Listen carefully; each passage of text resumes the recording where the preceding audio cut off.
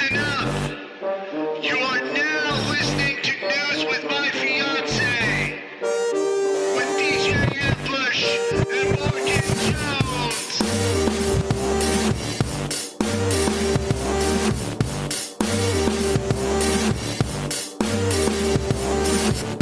Great morning. Huh? This is what great Thursdays feel like. Thursday. This is what they feel like right here. Yeah. I was like, what up, y'all? Good morning, fiancés. Morning, fiancés. Morning. Gonna try and turn it up. Gonna try and motivate. I can barely keep my eyes open right now. This week weeked. the week really weaked. The week weeked. It's a lot of weaking. Played directly in my face. Loudly. Forcefully. Oh. And wow, I am tired. Yeah. Chill out, week. The exhaustion is real right now. Yeah. But we're gonna get it together. We will. That's the disclaimer of today. That's what we do for y'all. We get it together. I don't know if y'all know this. we get it together for y'all. I believe I had a stress-related 3-day migraine. Yeah. You're still in that. Oh, no, I'm definitely still in it. Yeah. But it really came to a head yesterday, and I could barely see. You get those, what do they call auras? Indeed. Flashing. Lights. Right. When you guys describe these things, I'm like, this sounds like sci-fi. What do you mean your body does this to you? To your own self, this attack? You know, it's like you're being attacked by one of the X-Men. I agree. What's going on? One of the things that is most disappointing is when I watch a movie and someone's like, what's going on with my body? And then all of a sudden they're able to teleport, or, right. You know, they have hands that heal the world or something. Right. And mine is just like, we're going to show you a bunch of colors that you can't see through, can't see past. It's crazy. Sometimes we'll make them flash for you, because who doesn't want a party in their eyelids? You know? Close your eyes. Disco. Studio 54. Right. And then nothing but pain. It does not manifest as something that I can then do anything with. It just steals your day, puts you in a bad mood. You know what's really wild? Makes you hurt. And this is going to seem like an obvious rabbit hole that I would go down, but everyone bear with me. What if certain migraine symptoms were actually superpowers, but because they're not tested in the right environment, you don't know. Right? We don't know how to use them. Exactly. We need to get you in the danger room, bruh. Who? Oh, that's the training facility within the X-Mansion where the X-Men train. Indeed. Yeah. You know, present you with different situations. And then all of a sudden, that aura is like, wait a minute. Look what it's doing here. The aura is actually like the conduit to... Okay. That's all I'm saying. So, like, if I were able to get glasses like Cyclops. Okay, now we're talking. Maybe it could focus the power of the aura. Right. And boom, you're opening dimensions. And this is all I want to know, you know? Do put me in the danger room. What's it good for? There's got to be a thing that this does. Opens the door to another dimension. I am down for this. Michelle says, Team Morgan mood this morning. We started asking, is it Friday or Monday? The weather has been very weird, though. Yes. Anyone been checking the barometric pressure? Michelle, fiance, love of my life. My head has been checking the barometric pressure. Babe. It's doing it for us. Oh. It's been letting us know it's gonna, My migraines are like your 98-year-old grandma's knees. It knows when it's going to rain. It feels it days before. Yeah, no, not cool, man. Yeah, not cool. Yeah. Anyway, let's not waste anybody else's time with my woes. I mean, you're a part of a larger community. And, hey, thanks, man. Yeah, man. Yeah, these aren't just headaches. And loyal listeners have had me. First off, loyal listeners know how hard these hit you. They hit you so hard you can't make shows. Debilitating. Yeah. And I've come in here and I've had to do a show solo dolo. Multiple. Because you're in the middle of a neurological event. The throes. But here you are today. Huh? Making it. Brought the migraine with you. Take your migraine to work day.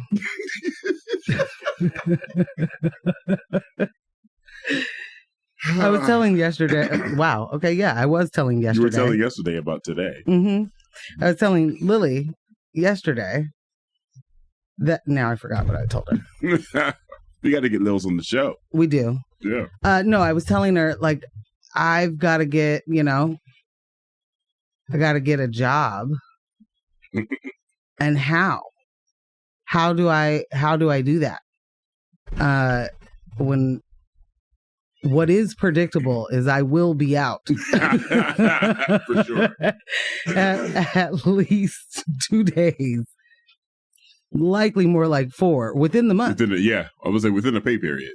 I was trying to, lead with, I guess, a lie. But yeah. And I, was incredibly lucky to have my last direct boss also. I mean, not lucky that she experienced these as well, but someone who also suffers from migraines and is like, mine are nothing like yours. So I know if I'm having a hard time, right, you need to get out of my face. Right. And there was no, making me feel guilty which is a huge thing when you have something that afflicts you that no one can see. Yeah. Anyway, how am I going to do that? I don't know what I'm going to do. It's a pretty good,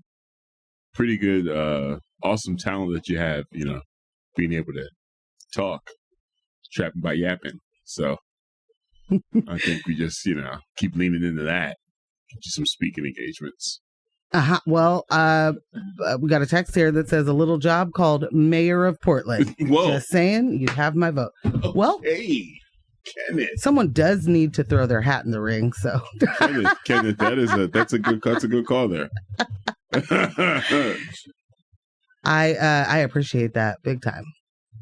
But yeah, what am I going to do? I'm a little concerned about that.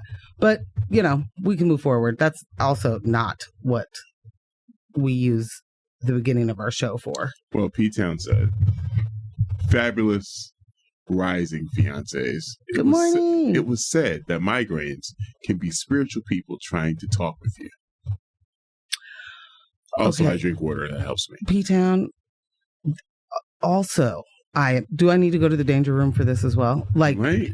Because I would like it to be this as well. Yeah. I'm fine with that. How do we make sure that it's the spirits that we don't, want to talk to us actually like leave later? And here's the thing. You know what I mean? Here's the thing, right? Immediately people are like, yeah, it could be a malevolent spirit. We don't want to deal with that.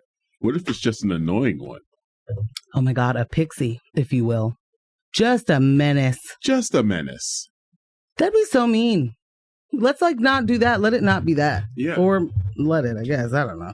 Just like a spirit with really terrible opinions that wants to tell you what's on their mind all the time about everything you're doing. And is also a Trump supporter. And it's like, bro, really? And then you're arguing with this person that no one else can hear. And they're just saying the wildest stuff to you. Such a great description is where I was going. But again, I've got to read this to you, Ambush. This one says, good morning. I'm here. You can start the show now. XOXO. Harper's best half. Rudo, we'll start the show when Harper gets here. Thank you very much. That's exactly correct. Harper's best ad. How do you not get tired of yourself, sir? Rudo's amazing. Also, good morning, Harper. Whoa, Crystal just gave you your X-Men name. What? Oh, please Dr. do Morgan, Dr. Morgan X. Is that the t-shirt? Okay. Is it you doing this? Oh my gosh. My 2 fingers to my temple right now. Crystal, I don't think you know what you started. I mean, that might make it all worth it. You know? That might make it all worth it. Oh gosh. P-Town said, okay, maybe Morgan's migraine wants to be mayor. My migraine is the malevolent spirit that wants to be the mayor of Portland. There. Yes. Oh, God. We cracked the code this morning. Boom. And thankfully, because Rudo's here, we can, in fact, start the show. I am laughing entirely too much before 8 o'clock. Wow. That is a thing right there. Thank you, community. Bruh. Oh, now my migraine wants to be mayor. That is hilarious. Morning, Kyle in the dock. Hey. Oh, good morning, Kyle. I miss you. Oh, man. It's been so long. Okay.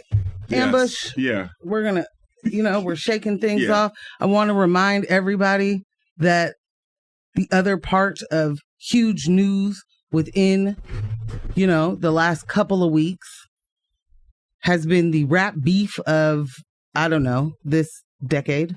I'd say so. One, Kendrick Lamar actually took a moment. He took way too long for me.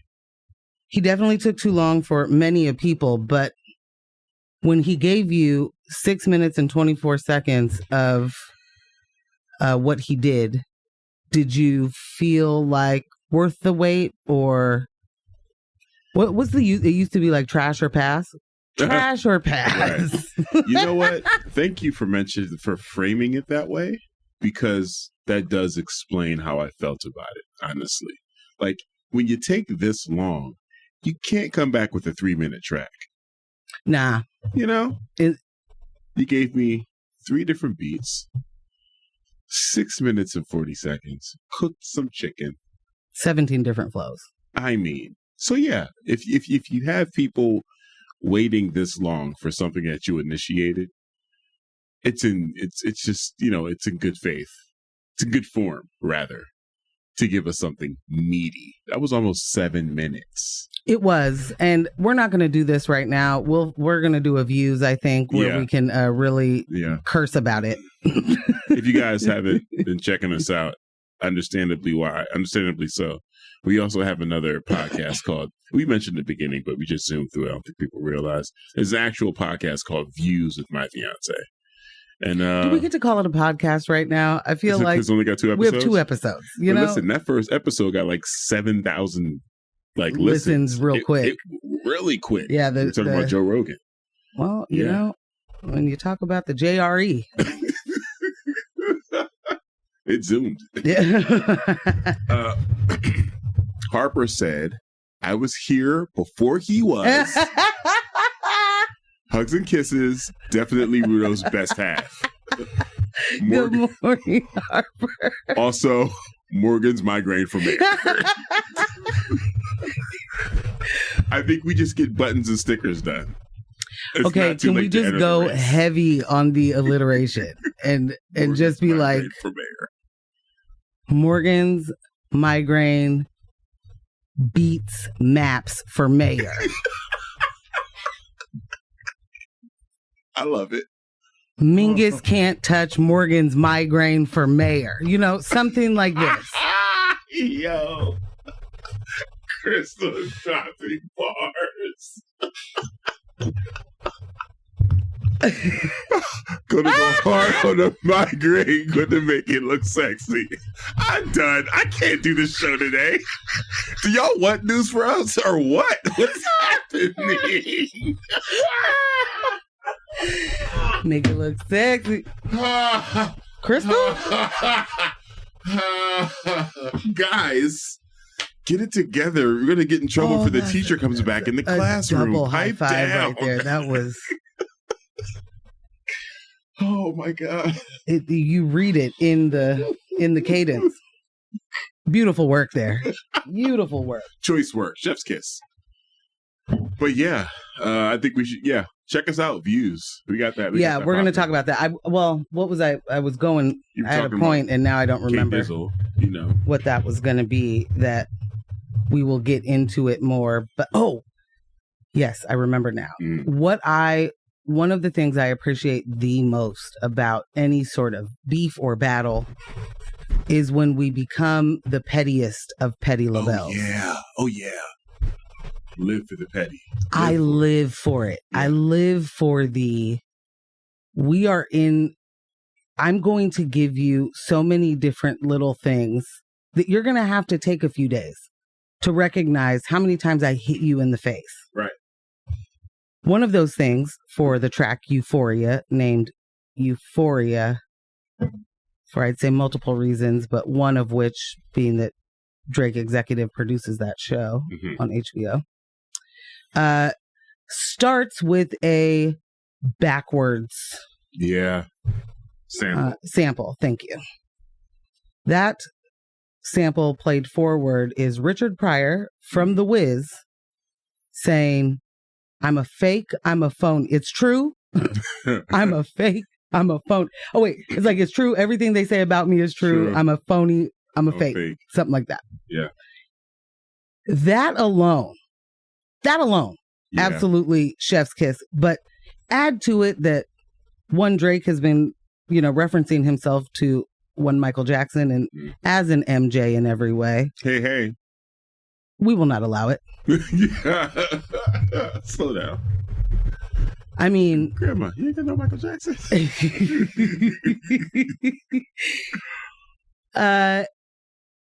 Comparing yourself to Michael Jackson is a wild thing to do, but for a lot of reasons. We could, you could do, it's just crazy to do that musically or artistically, or the fact that, certain things he was known for. It's the single thing I agree with Chris Brown on.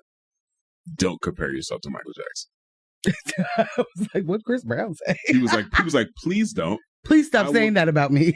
I will never, in my life of lives, thank you for appreciating my talent, but that's Michael Jackson. Yeah, okay. One thing you got right. So that particular sample, Michael Jackson is in The Wiz. If anyone's like, what would that have anything to do with? And he's the scarecrow in The Wiz. He ain't got no brain. Right. There's just a lot of things that you could infer with that. And I was pleased as punch, as they say. Pleased as punch. Yeah. I am really excited by this particular rap battle. It's like as if like Big Sean were doing something. It's like, I just want to hear what you're going to say. Yeah. It's the battle the culture deserves. Honestly. It really is. Man. Yeah.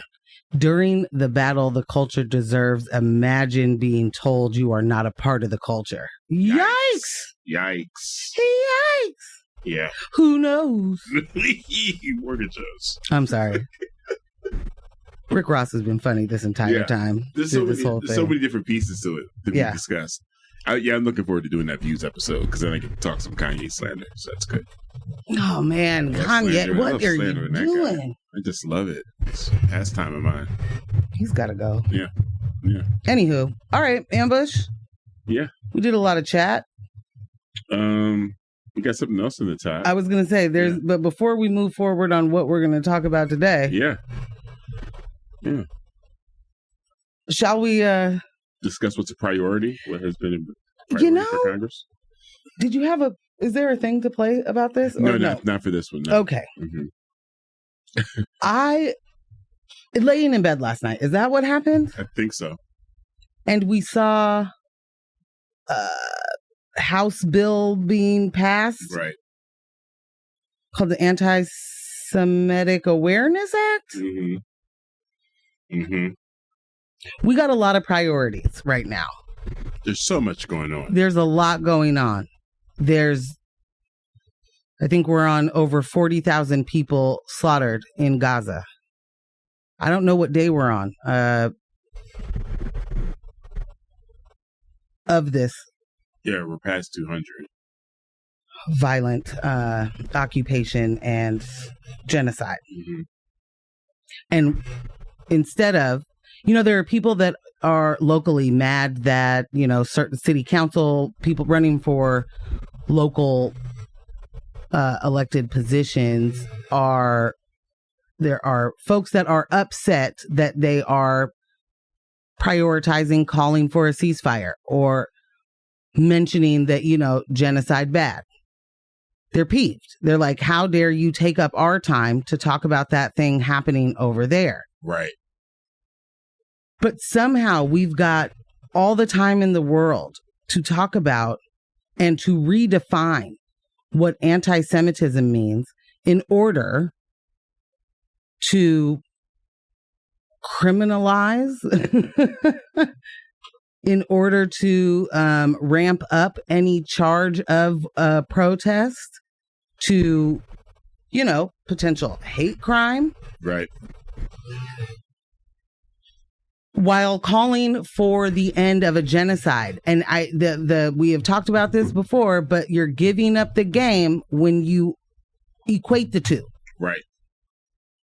You are giving up the game when you say calling for the end of violent colonial genocide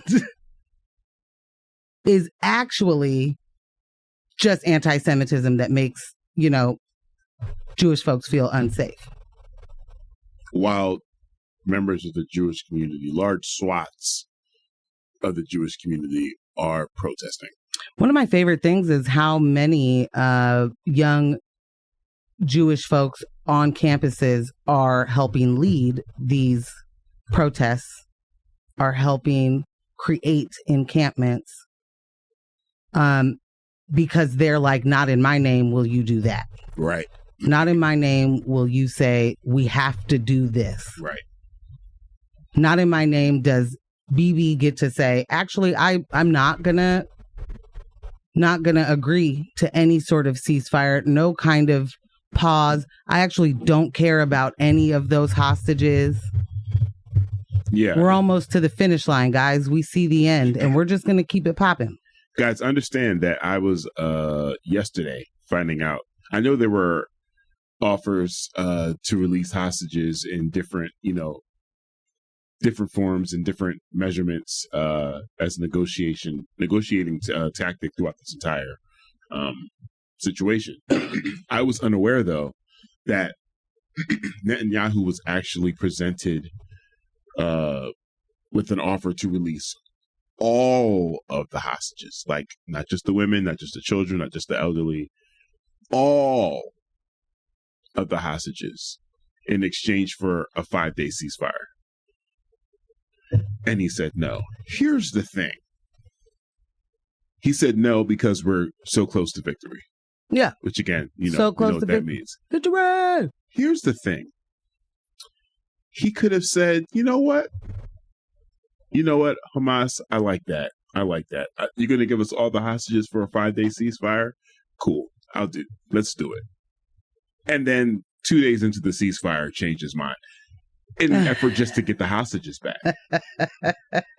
There are just so many ways that could happen. But he said flat out, no. And for anyone that doesn't know, citizens of Israel have been protesting outside. Oh, yeah. Of his home and office? Oh, yeah. Bring home our people. And he's like, I'm good, though. He's like, oh, yeah. I mean, please continue to be mad at Hamas. You guys are missing the greater mission here, which is genocide. Extinction. You know? Land grab. Yeah. I hear Don't what you're you saying, guys but want the waterfront property? Yeah. Just chill. Chill out. I got you. Yeah. Okay. I'm about to make you. your life real sexy, as they say. Just wait. Just you wait. Can I read this real quick? Yeah. Got a text that said, Views with my fiance had the most comprehensive breakdown of the Will Smith slap out there. Woo! You two were the only ones making sense. Underrated episode. Wow. Thank you for listening to News with My Fiance. We don't have any more things to talk about. You got to end on a high note. That's what my daddy taught me. We won. Bye. Bye. Thank you. Properties and policy choice. Bye. Yo, the Will Smith, man. I someone actually texted me about the Will Smith slap episode, and they were like, thank you so much for that perspective. I really appreciate you and Morgan's commentary on that. I just didn't see it from that angle. Mm. And that meant a lot too, because I felt like we were in the minority for a while. It certainly felt crazy making. Yeah. But definitely appreciate that. Yeah. All right, so today we got what? P-Town sent some photos, which is going to be, about what we're going to be covering. Yeah, okay. This is what I'm talking about. I love it. Was it last when old girl said there's a whole bunch of, wait, is that the story? Let's not do that. Yeah. I'm sorry, my bad. All right, well, I'll say what we're going to talk about today. Right. Local news, pro-Palestine protests at PSU Solidarity have presented PPB with the burning question of whether or not they get to use all of their tear gas or just a little bit. Just a little bit. Just a touch. Just teats.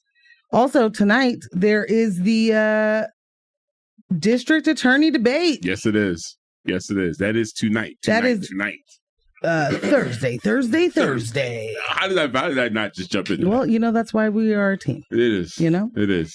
The things have been heating up. It's getting closer to the time, of the primary. Yeah. And things are heating up. The ads are interesting. Yeah.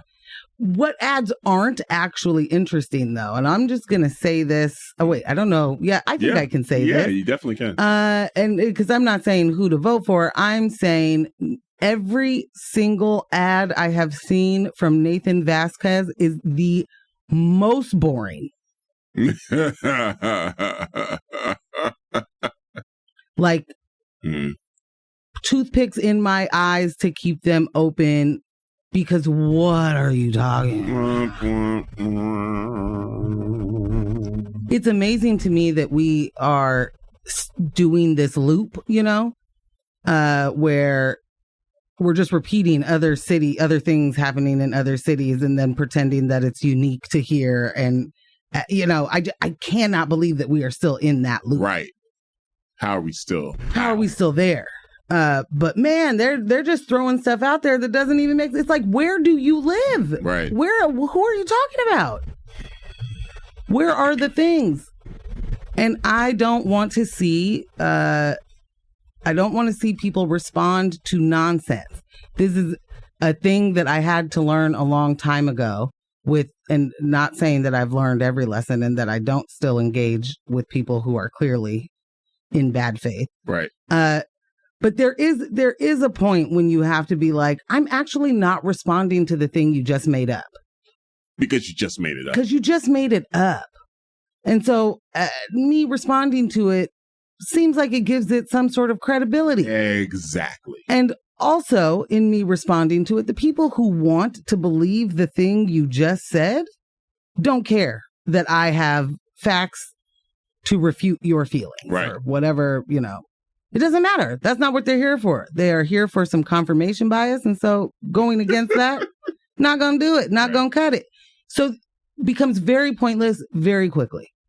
I don't want to see candidates doing and this person said this about my campaign. That is just they made it up. Right. Completely. Just say there's too many things that are made up.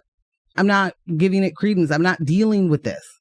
There are way bigger more pressing, more important, more emergent things to talk about and to act on than people, like that create false stories and then include the police and then don't get in trouble for creating false reports.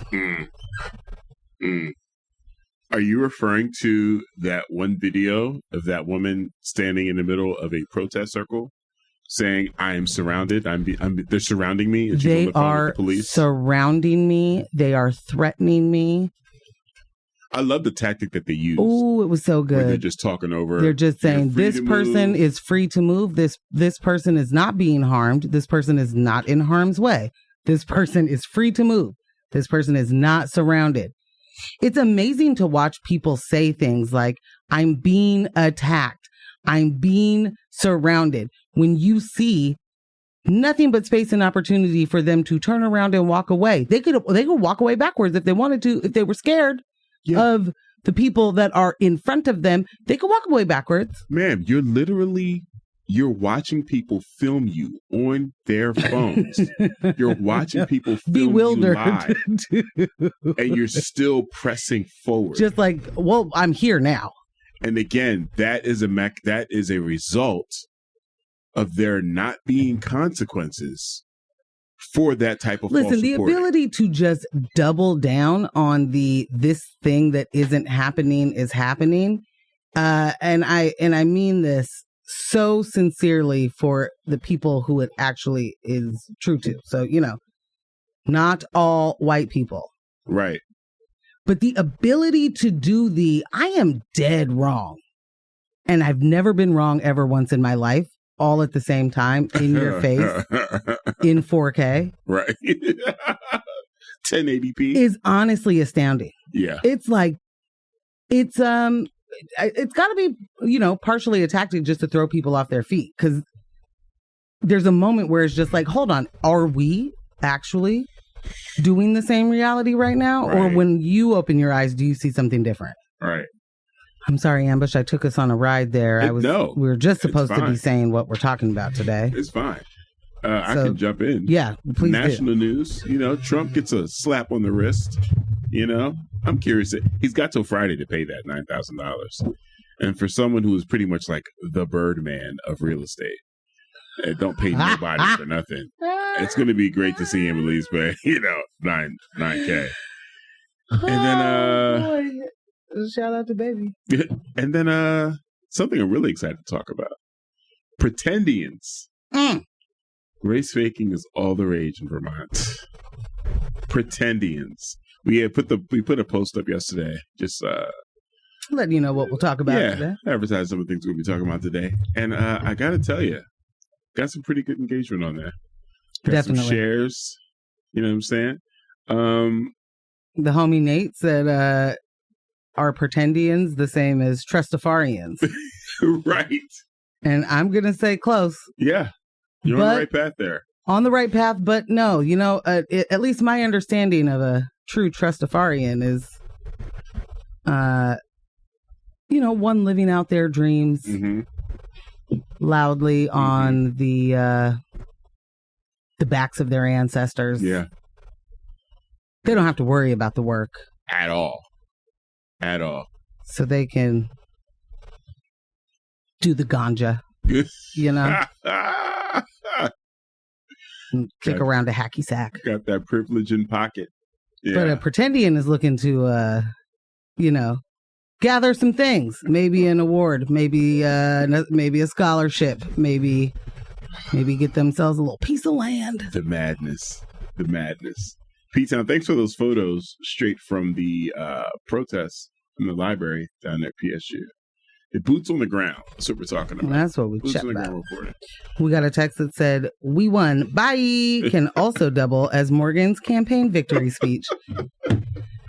And that's it. That is definitely my victory speech right there. That's all I got. All right, we're gonna hop into a music break. Let's do it. Then we're gonna come back with, you guys finally let us get to the news. all these amazing jokes from our community, from our fiancés. We're actually gonna get to the news right after this break. Good morning. Welcome back to News with My Fiancé with DJ Ambush and Morgan Jones. I don't even remember why, but in the moment that we went to the music break, I had a thought, and it was, man, we have a neighbor that speaks solely in office jargon. And by that, I mean office small talk, like the person who's friendly, but you have no idea, what that person really likes or does or whatever. And it's like, hey, how's it going? Have a great day. Good to see ya. And then, inevitably every Wednesday, it's going to be like, almost there. We're almost there. We're getting there. It's almost Friday. It's finally Friday. Yeah. Oh boy, someone's got a case of the Mondays. It's all that all the time. Man, can you believe it rained? I feel like at some point we got to be able to move forward from, because one thing is we don't work together. No. We don't have to do that. No. Do you guys have neighbors that just do the office small talk? Do you guys have fiancés that do it? Because I'm going to raise my hand. It's definitely I do that. My office, as you're saying I'm like, you don't talk to me like that. Okay. As you're saying it, I'm like, those are my defaults. Like, and it's I won't say it's like. But do you do it in a work setting, or that's you? All the is what you're saying. That's what's so weird about it, right? I haven't been in like a conventional 9-to-5 in a while, right? And you see me do it like a lot, like, hey, how you doing? And I'm just responding with something that's just like, and it's just like that does not apply at all, and it's all like default office talk.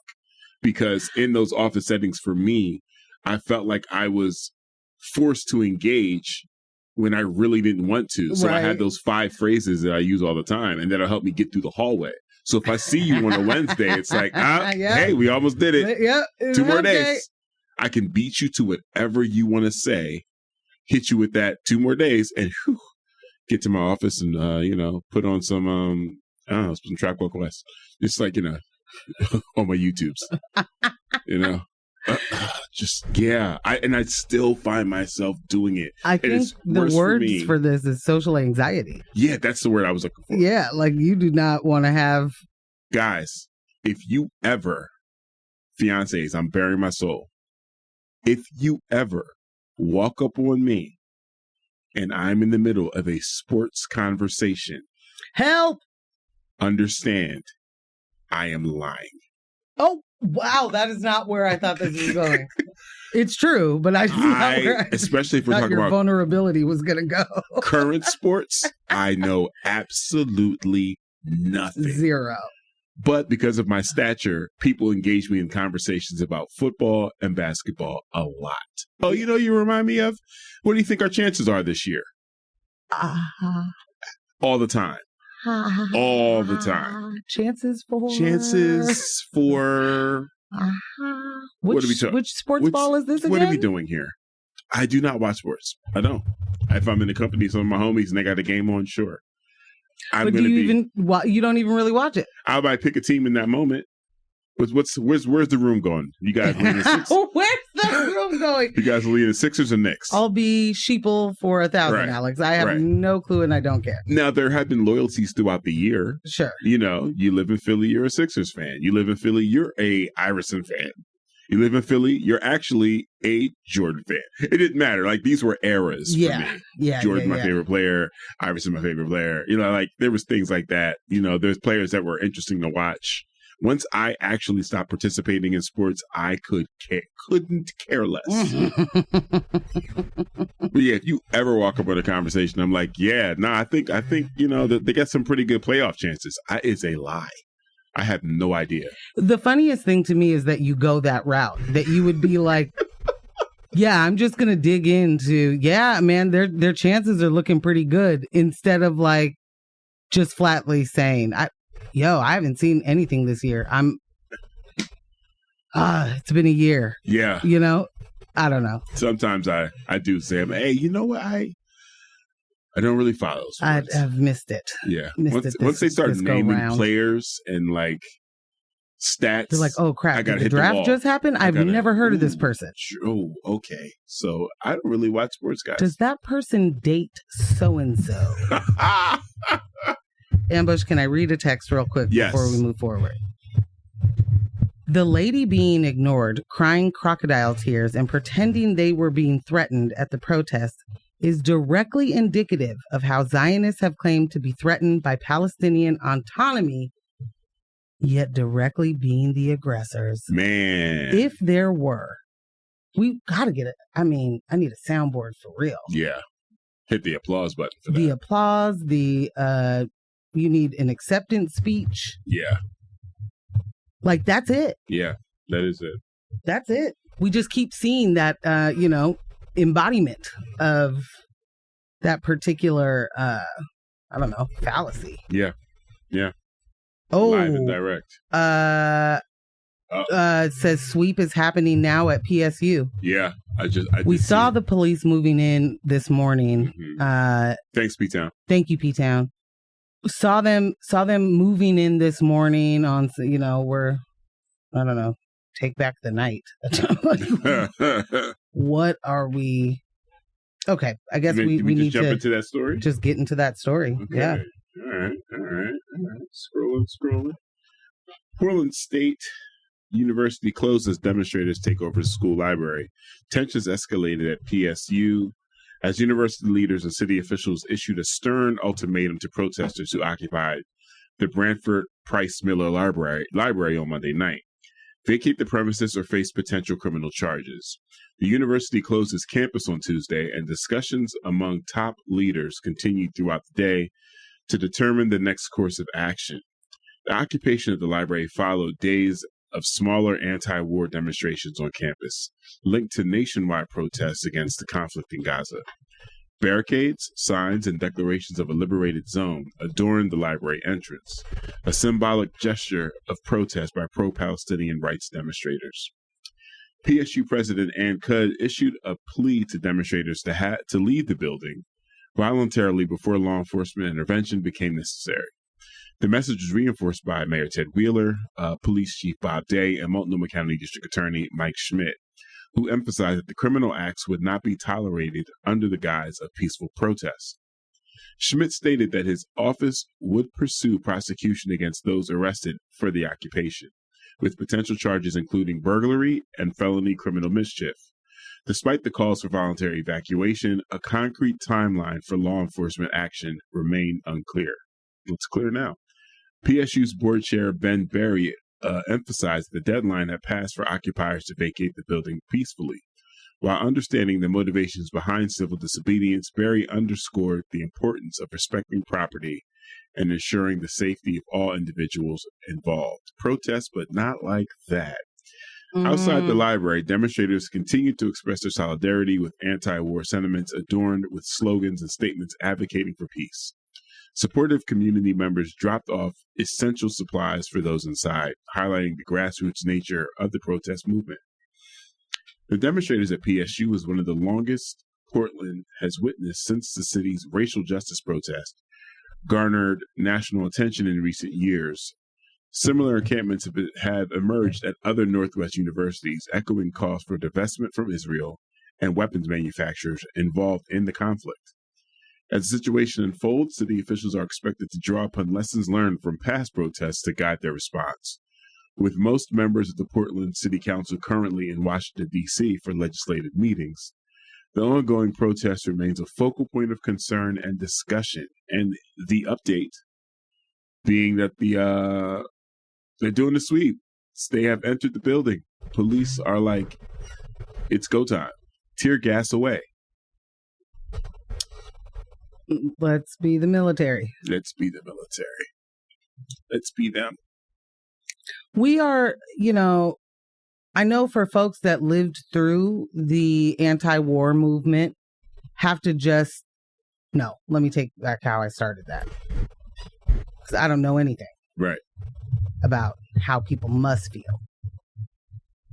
But they're definitely, I am curious. I am incredibly curious how people who lived that moment and who aligned with an anti-war stance, I am very curious how we're looking at today, because there's a lot of folks that are loud about how, you know, uncivilized our society has become, right, and how dangerous it is to dissent from the, you know, radical Marxist government that we live under. I want to know, like, what's happening? Because it really feels like, and I think this is true for, you know, maybe generally, that we could put folks in certain buckets. You know, there's the folks that have just slid to the left the more years they live. They just keep on sliding to the left. Sliding. You know, keep on seeing the inequalities and the oppression and say, that seems like it's been going on for too long. I think there's something we could do about it. Right. And then there's the people that just get apathetic, who go, hey man, I got a mortgage I got to pay attention to. I got kids. Can't be worried about what's going on out there. You know, that's in a different country or something. I don't, it's just all very much I'm busy, I think. I saw a post this morning that was like, in North Korea, on the rooftops of certain, wherever college they name, snipers are taking positions to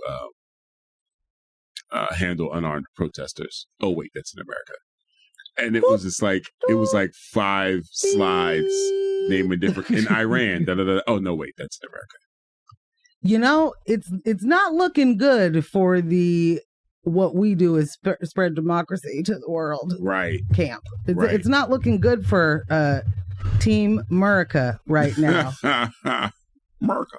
But then there's the other groups, you know, so we've got the people that are like, hey, we should be doing more anti-war things or more things to level out the inequalities. There are the people that get incredibly apathetic, and then there are the folks that are like, not on my lawn. Not on my lawn at all.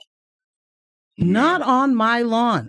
I watched multiple incredibly violent videos just this morning of people I guess pro-Zionist, or I'm not even sure what these people's point is, honestly. Some of these folks are just there to do destruction, and so there's this group of people that showed up to break down these encampments on several different campuses. Yeah. Peaceful protests. These are just people there, and this is also indicative of how folks treat houseless people. Yep. But you know, they ain't ready to talk about that. No. But going up to any group that is literally, you can't even see the people. They are barricaded, you know? And you're going and violently trying to rip these things apart as a citizen. Yeah. Not as a, like, we have really, the propaganda has ruined us. So much rage. Like, to see and I know exactly what videos you're talking about. Like, there's these large 8x4 pieces of wood, plywood that are up there forming a wall, and they're just running up, screaming, yanking it. They're running and jumping on it. Like, they're what are you doing? Bouncing their bodies off of it so that they can try and break it or knock somebody in the head with it. Right. Like you want to violently trying to pull the barricades and things. Here's the thing. You are escalating what is a peaceful protest that you find distasteful. Walk away from it. You don't have to be there. Yeah, you literally drove down to this protest. You would not be downtown or at any of these campuses at 2 a.m. on any given day. Not on a party day would you be doing that, 47-year-old. Right. 32-year-old who never has been on a college campus ever before in your life. But we got to do an inbred surrection somewhere. Right. We got to show our strength and our force. We won't stand for it. What are you not standing for? You're literally standing. You're saying I won't stand for you resisting occupation. I won't stand you resisting mass murder and genocide. I won't stand for that.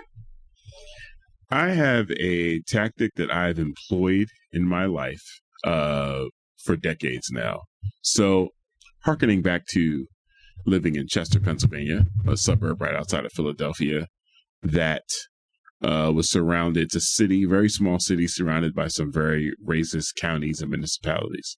And the main street through Chester, one of the main streets, Avenue of the States or Edgemont Avenue, the KKK used to protest. They would march through Brookhaven, Parkside, and as soon as they got to the Chester city line, that's when they would turn around and go back. But understand, like, this Chester city line on that side of the city was at Chester Park. So they would come down to Chester Park, gather, and then walk back. And people, like, over the years, just like, we got to go out there, we got to meet him. And I remember feeling the exact same way with some of the protests here. Why? You have a viewpoint I do not agree with.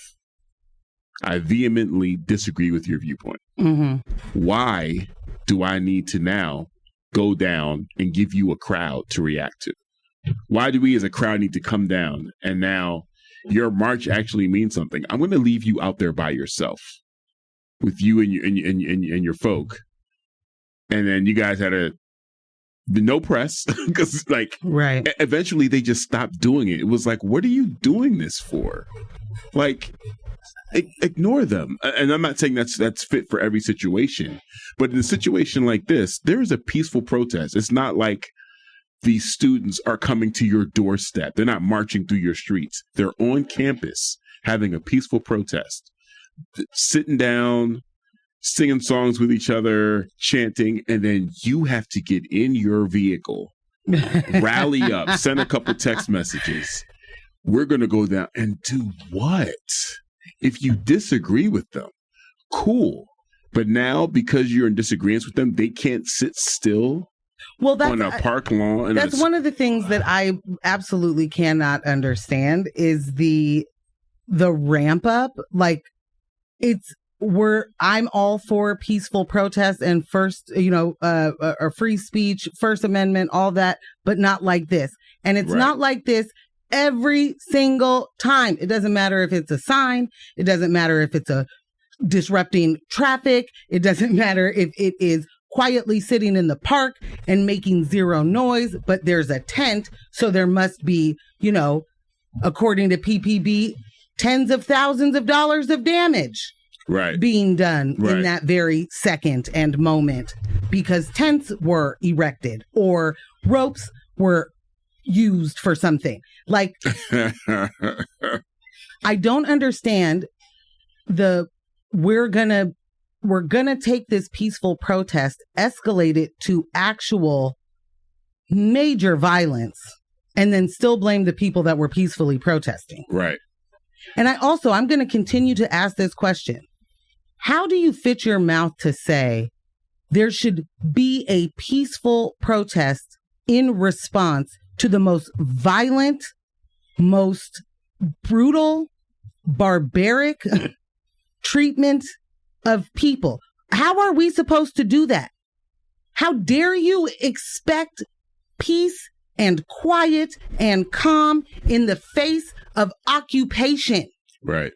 In the face of not being in control of your own lives in every way. How dare you call for peaceful anything? How dare you be more upset by whatever your Antifa thug that you can't believe doesn't like fascism? Yeah. How dare you be more upset with that person than the genocidal government? I mean, I really want you to think it through. You've got nothing you're upset about? The fact that the money that you want to be used for the potholes and the road, because you don't think we deserve health care, but like at least fill a pothole, that money goes away to fund this genocide. And you're like, well, yeah, because it has to. And I don't really like it either. And I think I'm sure there's a solution out there. It's just so completely complicated. I can't wrap my tiny brain around it. But what I definitely know is it should be peaceful. What I definitely know is the way that you go about creating change in this world is by sending letters to the people that are hitting you with actual missiles, with bunker busting bombs. Send them a letter. Yeah. Tell your congressman. Yeah. Could one of the fiancés do a quick Googles for me, and can you find out how much Oregon is sending to Israel? I don't want to misquote. I believe we were like the third, like either third or fourth highest state sending, but the amount of money that we send to Israel. That's tight. Could somebody double check that? Can I? I was going to say, P-Town said, I hope the media is down there filming the police. And I'm so glad she mentioned the media. So glad they mentioned the media, because I wanted to play this segment, a portion of this segment that Morgan and I heard last night on Coin 6. Oh, Jeff Gianola. And Elise Haas was down there on the scene. Let's see if this comes through, right? 70% students, and then some of them, pull that were back a little bit. Faculty, staff.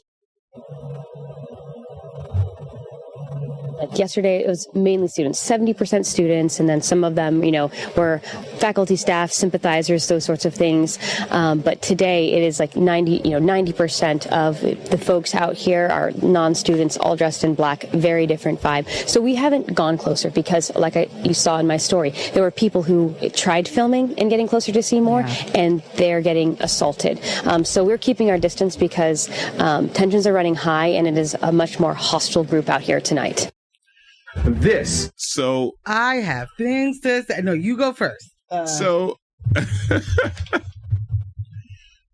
this is your news. This is your news media reporting live from the scene, telling us that these people dressed in black, 90% of them aren't students. Can we take just one step back? Because it's interesting to watch the local media do a lot of, getting to the bottom of it and asking a bunch of questions like, are these actually even students out there? Or are these outside agitators? Are these even the people? Are these the youths? Could the youths be this misled?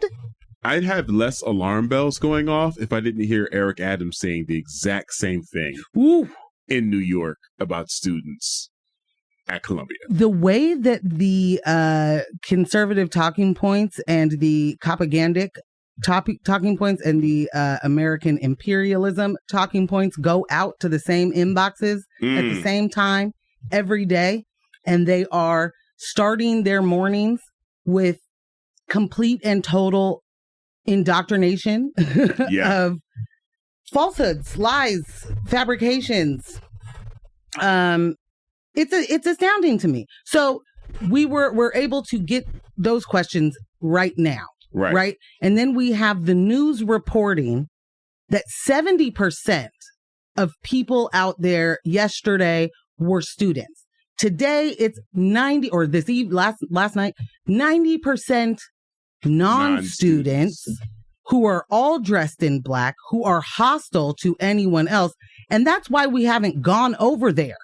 I want to know how you know who these people are if you haven't been able to walk across the park block to know who they are, because too scary, because dressed in all black. Right. Like The Omen. Right. Like really, really understand how dangerous that is. Like really understand how dangerous that is, guys. You're making, again, reporting the news. People go to you for data and information. And Elise Haas made a broad sweeping statement like that, 90% with no way to quantify that. None. You don't know if students went home and dressed in black and came back. Also, throughout just not that coverage, but several pieces, is always dressed in black, dressed in black, dressed in black. Just say Antifa. You're not low. We know what you're saying. Absolutely. And this is PSU. Let us not pretend that this is the, University of Oregon campus where most of the you would sort of be like, whoa, why are there more older people here? And honestly, I might even be wrong about that for U of O at this point. But I know when I was at PSU, it wasn't nothing but every single age bracket out there. I felt like I was just, I don't even know. It did not feel like a college campus. It felt like I was hanging around with, like, everyone in my class was much older than me. Right. So the idea that a commuter school, a school in downtown, in an urban setting that has so many different age brackets of people going to that school, that you could be like, these are 90% non-students without any sort of understanding of who those people are. Right. And to immediately tell us that you haven't even gotten close enough because scared is wild. Oh, I'm so scared. Those scary people all dressed in black. And to be able to have these questions, excuse me, when those questions, like, I just, absolutely, I'm old enough to remember that during the racial uprising, 2020 protests, there were lots of outside agitators. There were very visible, very open, plain. Look at this. This is obviously not a person who is here trying to, fight for equality, to stop police brutality. Open, blatant. And it wasn't, hey, I wonder if there are any outside agitators. The news was actively saying that there aren't outside agitators, that they were, refuting the claims of outside agitators. When people within a movement, like, if you don't understand the movements, you tell us by who you believe is involved and what those actions, the actions that they do that are involved. If you think people who are actively calling for the end of police brutality are going out there and fighting being violent with the people who have already been impacted by the violence of the police, be for real. It's literally not what they're there for. Right. It's not what they're there for. And it's amazing to me that those things do not get called violent. We're not seeing the phrases and the wording that violent counter protesters. Which is exactly what it is. We're not getting that. We're not hearing how, they are showing up with bear mace, they are throwing they're throwing firecrackers. They're doing, it's all of it. Yeah. People are sitting down. They are walking up to people and pulling them. Did you, the folks that were disrupting highways, bridges, last week, people were getting out of their cars and dragging folks to the side of the road. Because one, you think that you're entitled, you're able to do that. Right. That isn't actually now you doing the violence. That's you doing the assaulting. These people, like, you can be annoyed. Your day might be getting, sidetracked. You might be a little late for work now. That's legal in, is that Florida? Where is it legal? What, to run people over now? Yeah. I believe so. Yeah. And I believe that was made legal like 2 years ago. Oh, I thought it was more recent, but maybe you're right. At least, or they maybe started.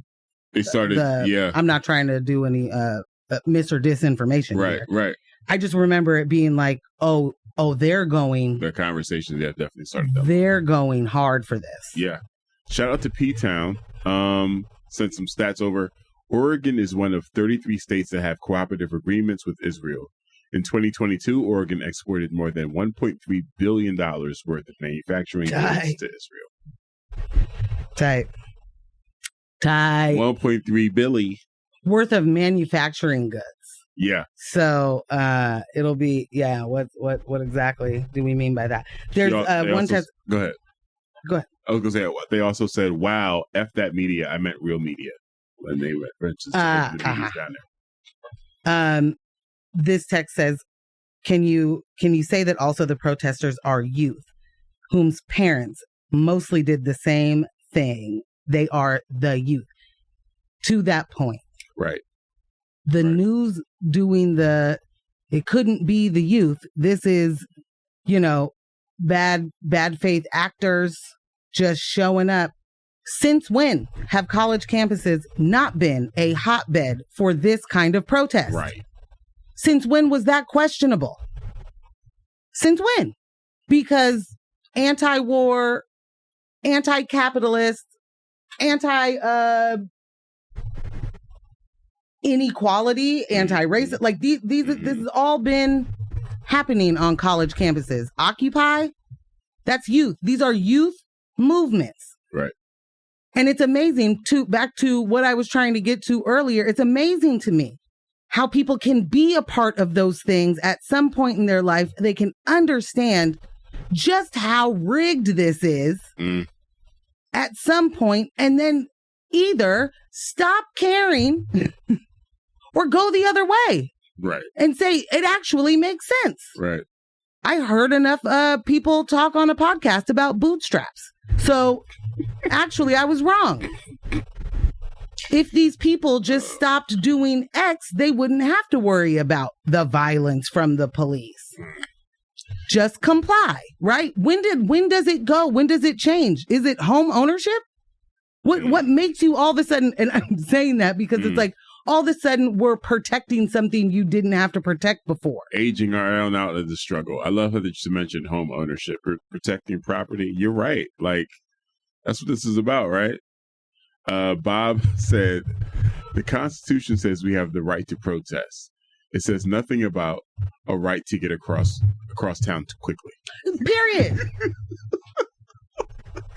And if we really want to do it, does anybody honestly remember the time in Portland that you could go anywhere and it took 15 minutes? And I do mean anywhere. I mean that airport. I mean that Gresham. I mean that Beaverton. I mean that Hillsborough. 15 minutes. Pew, pew, pew, pew, pew. Yeah. Like, there are things we could talk about. No, I am not calling for an expansion of the freeway. I am literally just saying,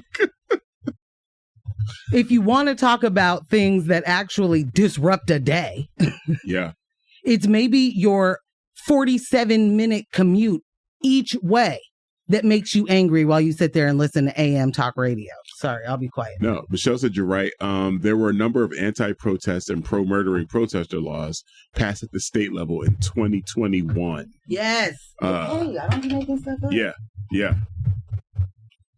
No, it's terrifying. The white lash was for real. It's swift. It's heavy. It's violent. And folks who understand what that means do not have any, feelings about it in the way of, if you are white, that does, Yeah.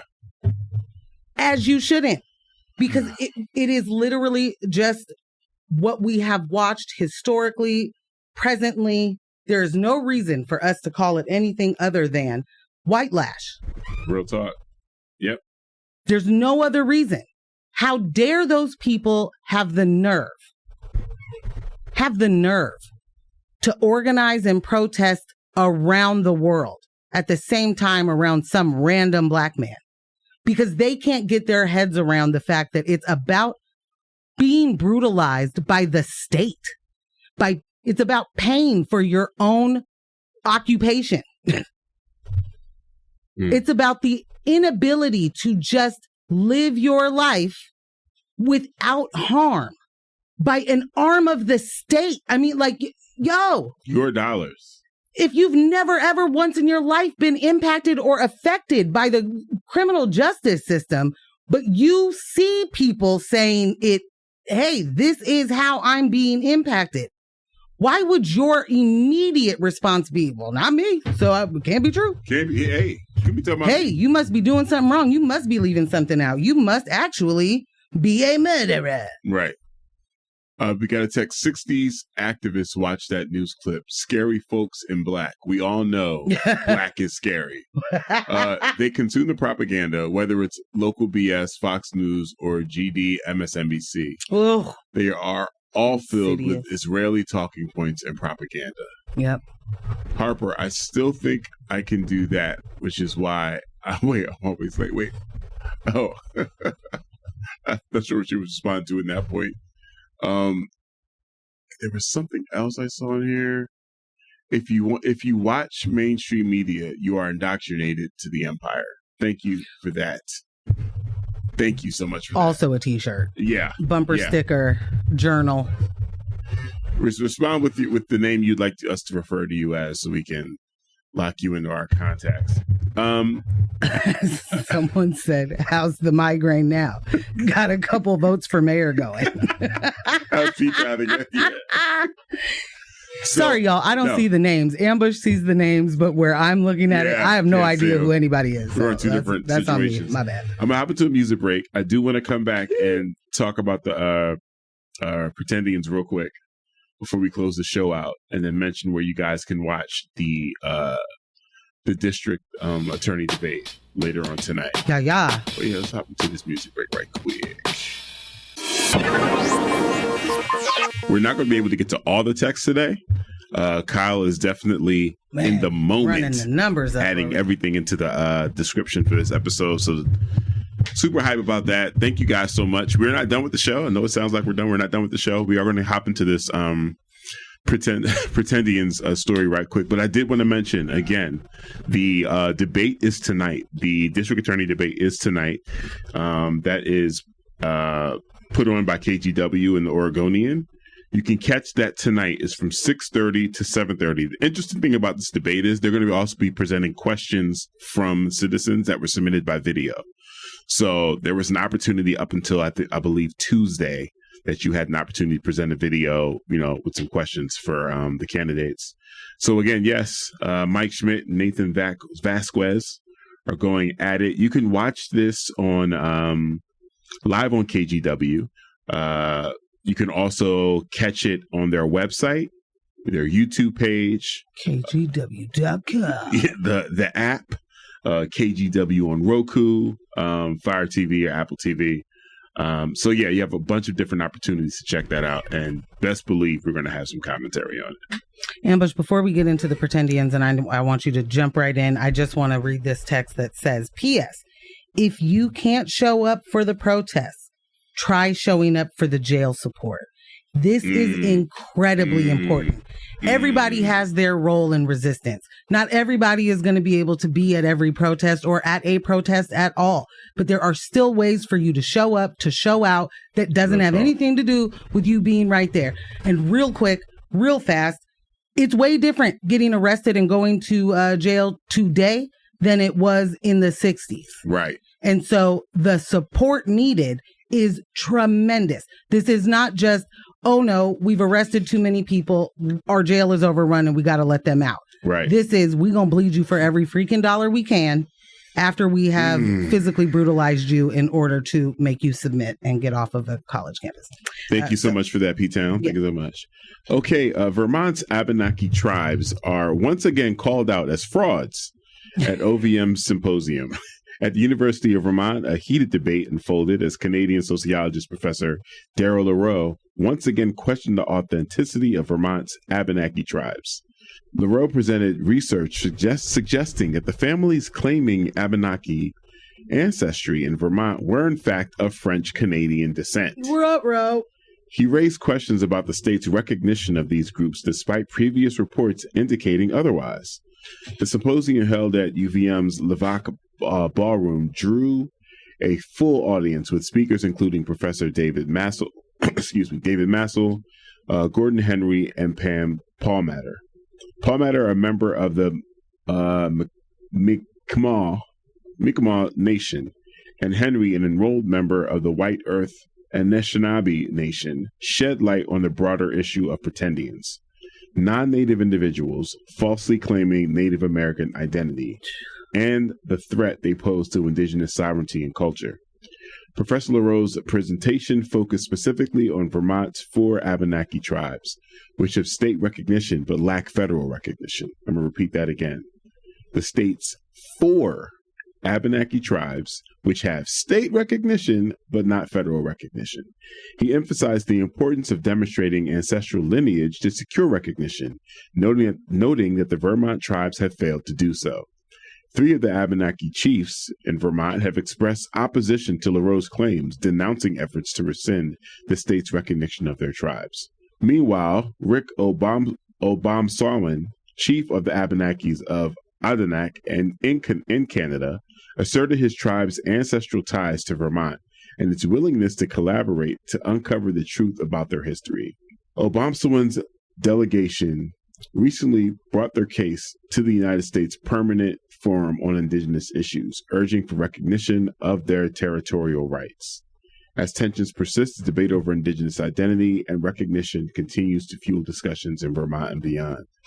You know what's like so very like overwhelmingly disgusting about this for me is it's bad enough that history is constantly being retconned and rewritten in a way to erase the damage that colonization has done to this continent and the people that were here before us, the original peoples of this continent.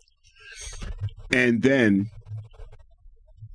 in modern day, we are expected to, we've been taught to see them in these romantic historical ways where they, you know, were welcoming to pilgrims, and we had this great Thanksgiving dinner together, and they, you know, assist, you know, the good ones assisted the cowboys in spreading across the West. Like, they literally called them savages. Right. And here it is. After all of that, massacred their tribes. After all of that, you have white people who actually know where they're from, who actually can trace their lineage, who have had their lineage traced for them, charted, to combat the lies of them trying to now say that they are native peoples. How much time do you have in your day, Rachel Dolezal, to cook up another identity based on someone else's history just to continue oppression and continue siphoning resources, the very few resources that are set aside for marginalized people? The very few resources and the very little space that we are all allowed as marginalized people to even take up. Right. So for these, you know, folks in academia just jumping in and being like, actually, give me that scholarship. Actually, give me that award. Who don't see the ridiculousness and the actual savagery of recognizing what was done to those peoples and then making your work be about highlighting what has happened to those people while doing more of it to those people. Bruh. Now that's savage. Yeah, right. There you know what I'm saying? Like, that's violent, friend. That's some wild stuff. And all while also still doing the, you know, can they manage their own money? Right. Should we allow them to do, right? Like, absolutely out of this world. All I want to do is scream right now. To the top of my lungs. Yeah, because I just can't really understand how any of this works. I absolutely do not understand. I don't. Where are the Ann Coulters? And I know right now everybody just gasped. What I mean by that is this is what we are seeing is white folks saying, I am an indigenous person to this land. Ann Coulter says, my family were settlers. Proudly. That's as indigenous as the white people are going to get here. And that's what my family is. Right. We're settlers. We're conquerors. That's where you sit. You don't get to sit in, I was the conqueror that was also conquered, that was also, you don't get to be it all. Right. And we're still watching that play out where we have a Donald Trump who is the victor and the victim in every single second of his life, perpetuating that loudly for all those other folks who are victims of the same systems of oppression, but also just get a couple more benefits from it. Right. That enough benefit from it that makes them believe that they are in line. They're in line. It is almost their turn to also be a powerful old white man. Jeez. Who is not going to change the world for the better or make it easier for their nephews and sons and, you know, to have a shorter wait, I guess, to get to that power. No. I'm going to do exactly what those did before me. And for me, like, some of this stuff, it's not difficult. It's not difficult. We just got to stop entertaining it. Slap them on the hand. Hey, not yours. Stop it. Like, stop. Go sit in timeout. Stop. Go play bingo, shuffleboard, hop on a cruise. You're too big in age to be pretending like this and expecting us, the greater society, to take you seriously. The answer is no. Shut their mic off. Stop. Like, it's ridiculous.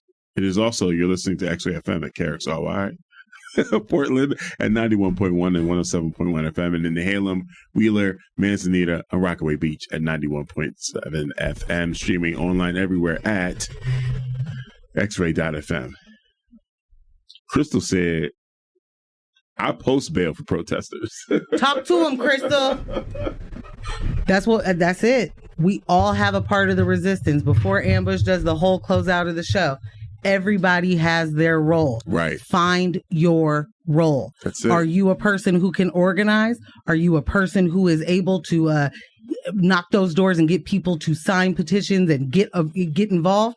That's your role. Are you a person who can link arms with other people and take some bear mace to the face? That's your role. That's your role. Are you a white person who says, I will put my white body in between this white violence on these other bodies? That's your role. Boom. Michelle said, settler culture depends on the claim to victimhood to erase the dominance and violence they inflict on other populations. Michelle always comes in and says, Morgan, let me just get you all the way right. Let me concise that for you. Thank you, babes. Today's show was made possible thanks to Morgan Jones and DJ Ambush. Our podcast editor, Kyle G, was feverishly working. Thank you so much for all the text messages. Y'all really killed it today. Like, y'all nailed this. Yeah, amazing. Thank you. Adding all the songs to the playlist, and you know what it is, all man. Two of them. Don't let the individual distract you from the systems. Poverty is a policy choice. People over profits. Power to the people. None of us are free until we are all free. Thank you so much for listening. Bye.